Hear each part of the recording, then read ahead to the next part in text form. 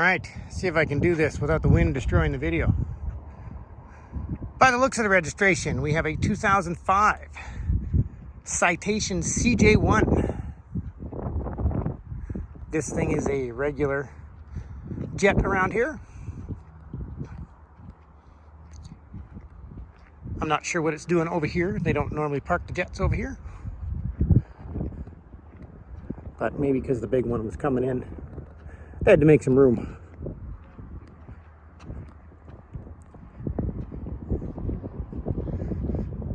It'd be a nice little unit to haul the family somewhere around, hey? Yeah, as soon as I get to this end of the plane, it gets really windy.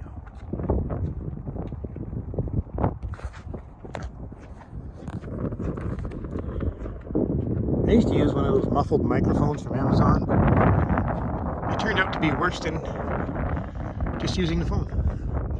The cord made so much noise that I had to get rid of it. So that's why we're dealing with wind. There you go. See if I can get a peek inside. It's pretty sunny.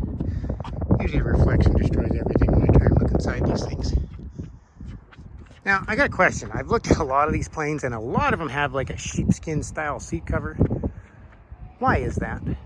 Is that just what's available? That's the preference of pilots? I'm not sure. But I'm kind of curious. I've looked at a lot of planes and seen a lot of sheepskin looking seat covers.